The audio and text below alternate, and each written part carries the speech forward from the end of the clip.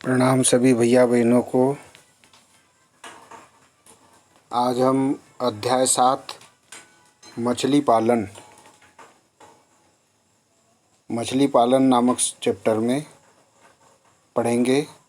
यह इकाई 2 अंक का एक प्रश्न आएगा, अर्थात 2 अंक की इकाई है। तो 2 अंक की इकाई में अति लघुत्तरीय प्रश्न पूछे जाते हैं। तो अति लघुत्तरीय प्रश्न के उत्तर 30 शब्दों में देने होते हैं। तो प्रश्न पहला पढ़ते हैं। संवर्धन मत्स्य पालन के अंतर्गत आने वाली कुछ देशी एवं कुछ विदेशी मछलियों के नाम लिखिए। संवर्धन मत्स्य पालन के अंतर्गत आने वाली कुछ देशी और कुछ विदेशी नस्लों के नाम लिखिए आता है। तो देशी नस्ल के अंतर्गत देखते हैं। संवर्धन मत्स्य पालन के अंतर्गत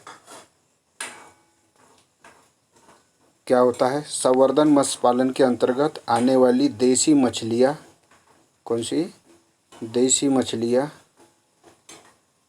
जो पाली जाती है, जिनका संवर्धन किया जाता है। देशी मछलियाँ है पहला कतला, दूसरा रोहू, तीसरा कालबासु, चौथा मृगाल। तो देशी मछलियों के नाम हैं कतला, रोहू, कालबासु और चौथा मृगाल। जबकि संवर्धन मत्स्य पालन के लिए उपयुक्त मछलियों की विदेशी नस्ल है जो मत्स्य पालन संवर्धन के लिए अच्छी होती है। एक है मिरर कार्प, चर्म कार्प,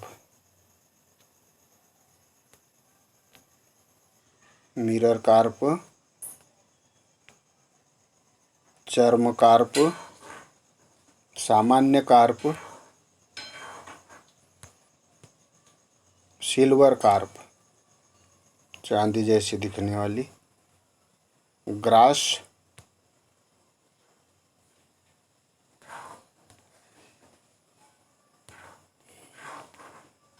कार्प आदि आती है।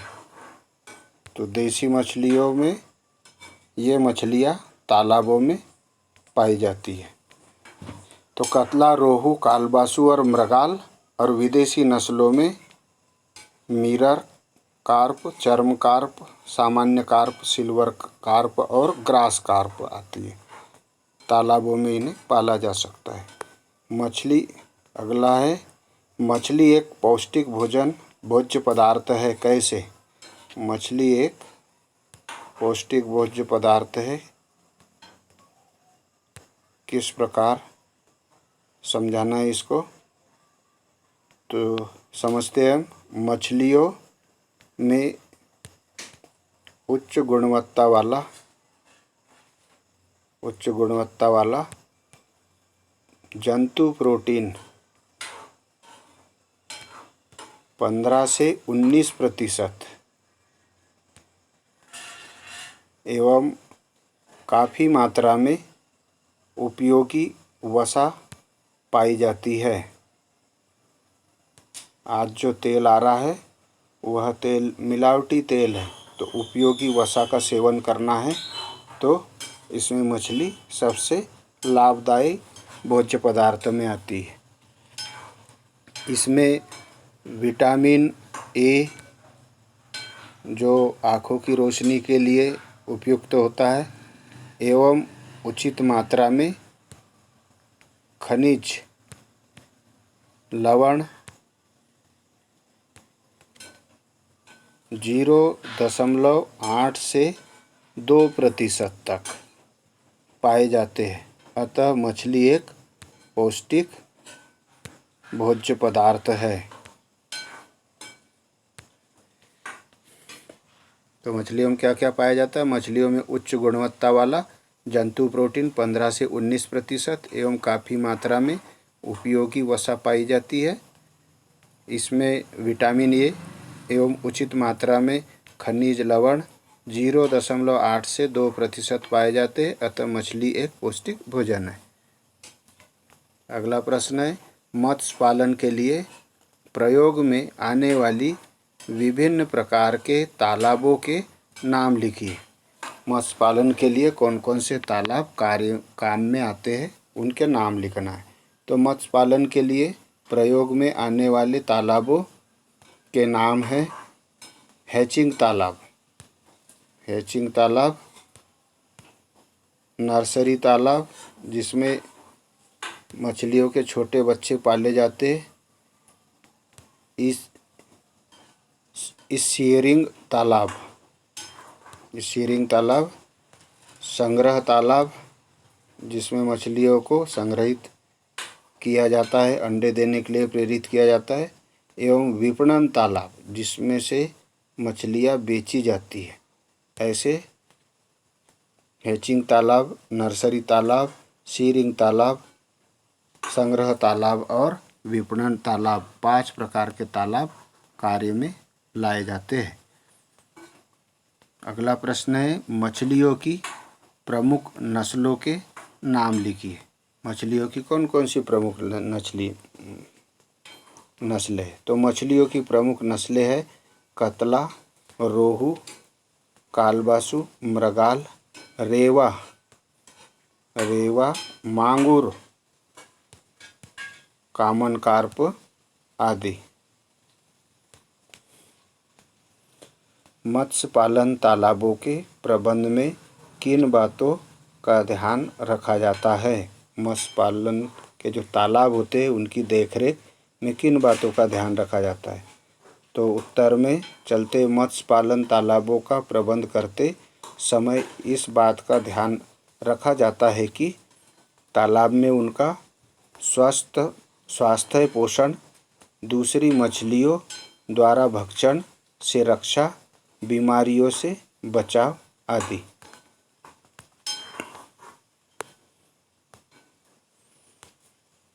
समुचित तरीके से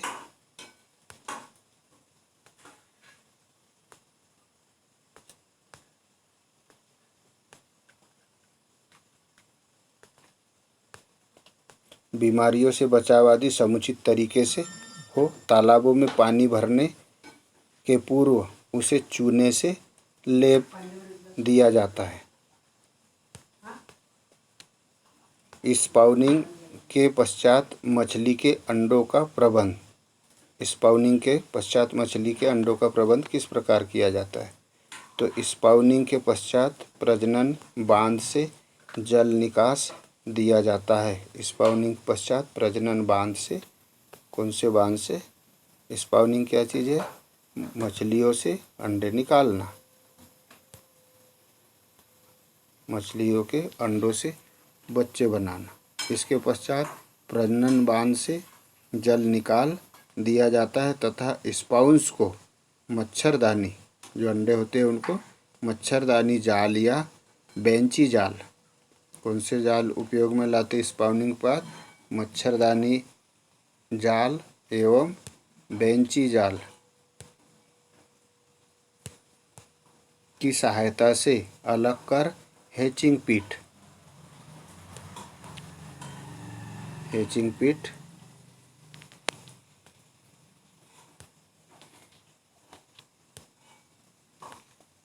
में रखा जाता है बच्चों को। मछलियों को संरक्षित करने के लिए उपयोग की जाने वाली विधियों के नाम लिखिए। मछलियों को संरक्षित करने के लिए उपयोग में ली जाने वाली विधियों के नाम। तो मछलियों के संरक्षण की विधियां निम्नलिखित है। पहला, प्रशीतन।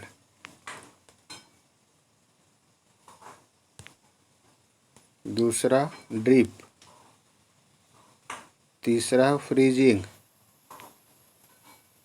चौथा, फ्रीज डाइंग। धूप में सुखाना।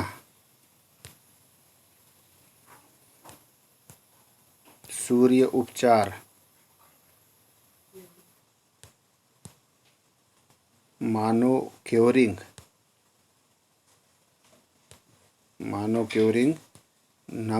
नमकीकरण,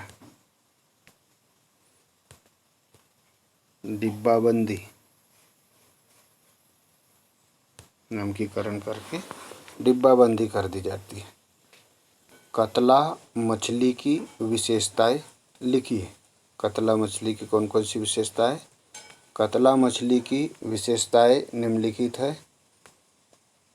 पहला, इनका थूथन चौड़ा, मुंह बड़ा तथा निचले ओष्ठ काफ़ी उभरे होते हैं। दूसरा, ये तीव्र गति से वृद्धि करती है। इनकी लंबाई 180 सेमी तक होती है। अगला प्रश्न, मछली के परिपूरक आहार के प्रकार लिखिए। तो मछली के परिपूरक आहार कौन कौन से हैं? मछली के परिपूरक आहार को दो बृहद भागों में बांटा गया है। पहला है वनस्पति मूल के आहार। वनस्पति मूल के आहार कौन कौन से?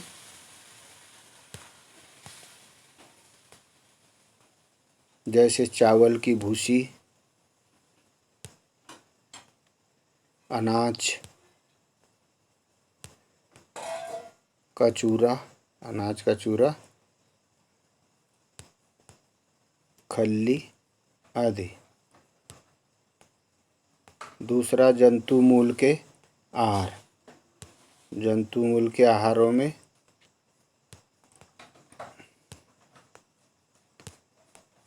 जैसे मछली चूर्ण,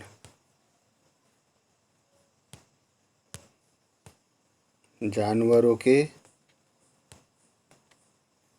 ताज़ा मांस व रक्त,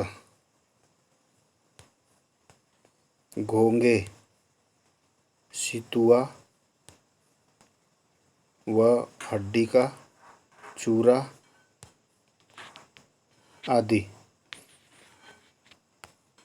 तो मछली के पूरक आहार को दो वृहद भागों में बांटा गया है, दो प्रकारों में। एक वनस्पति मूल के आहार, दूसरा जंतु मूल के आहार। वनस्पति मूल के आहारों में चावल की भूसी, अनाज का चूरा आदि आते। जंतु मूल के आहार में जैसे मछली चूर्ण, जानवरों के ताज़ा मांस व रक्त, घोंगे, सितुआ व हड्डी का चूरा आता है। मछली पालन के 4 लाभ लिखिए। तो मछली पालन के 4 लाभ। नंबर 1, उत्तम भोज्य पदार्थ की प्राप्ति होती है इससे। सबसे उत्तम भोज्य पदार्थ है।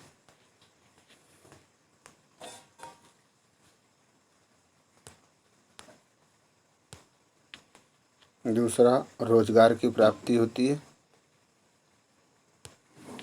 तीसरा, औद्योगिक उत्पाद बनाने में जैसे खाद बनाना है, मत्स्य तेल बनाना है या कॉड लीवर ऑयल बनाना है, लीवर ऑयल बनता है इससे। गोंद बनाना है, तो यह औद्योगिक उत्पाद के भी काम आते हैं। चौथा, राष्ट्रीय आय में वृद्धि करता है। अगला प्रश्न, तालाबों में ऑक्सीजन की कमी होने पर क्या क्या उपाय करने चाहिए? तालाबों में ऑक्सीजन की कमी होने पर निम्न उपाय करने चाहिए।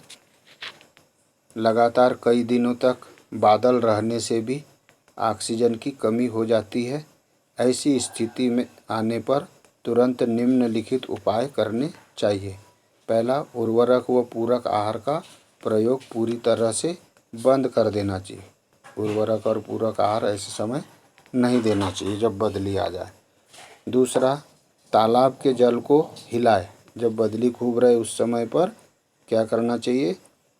तालाब के जल को हिलाते रहना चाहिए, या डंडे द्वारा या जाल चलाकर अथवा डीजल पंप का उपयोग किया जाता है और इसमें हवा भरी जाती है। तीसरा, जहाँ तक हो सके तालाब में पानी मिलाए। दूसरा, ट्यूबवेल का पानी मिलाना चाहिए और मिलाते समय फव्वारे की तरह पानी छोड़ने का प्रयत्न करना चाहिए ताकि उसमें ऑक्सीजन घुल करके चली जाए। चौथा, तालाब में पोटेशियम परमैंगनेट अथवा 200 मिलीग्राम प्रति हेक्टेयर की दर से चूने का प्रयोग करना चाहिए। अगला प्रश्न, मछलियों को आहार देते समय क्या क्या सावधानियां रखनी चाहिए? तो मछलियों को आहार देते समय निम्न सावधानियां रखनी चाहिए। यदि तालाब का पानी अधिक हरे रंग का हो तो मछलियों को कृत्रिम आहार नहीं देना चाहिए। जब तालाब का पानी बहुत हरे रंग का हो जाए उस समय आहार नहीं देना चाहिए। दूसरा, यदि ऑक्सीजन की मात्रा तालाब में कम हो गई हो तो आहार की मात्रा कम कर देना चाहिए या नहीं देना चाहिए। तीसरा, जब तापक्रम बहुत कम हो गया हो, ठंडी खूब ज़्यादा हो रही हो, तापक्रम बहुत कम हो गया हो, तब मछलियाँ आहार ग्रहण नहीं करती, अतः आहार बंद कर देना चाहिए। चौथा, जब आहार खाए तभी आहार देना चाहिए। भूख अगर नहीं है तो आहार नहीं देना चाहिए। जिस दिन तालाब से अगला आखिरी है, जिस दिन तालाब से मछलियाँ निकाली जाती है उस दिन आहार नहीं देना चाहिए। अगले पीडीएफ में पढ़ेंगे हम रोगग्रस्त मछलियों के क्या लक्षण होते हैं। तो आज का गृह कार्य यही है, मछलियों को आहार देते समय क्या सावधानियां रखनी चाहिए। धन्यवाद।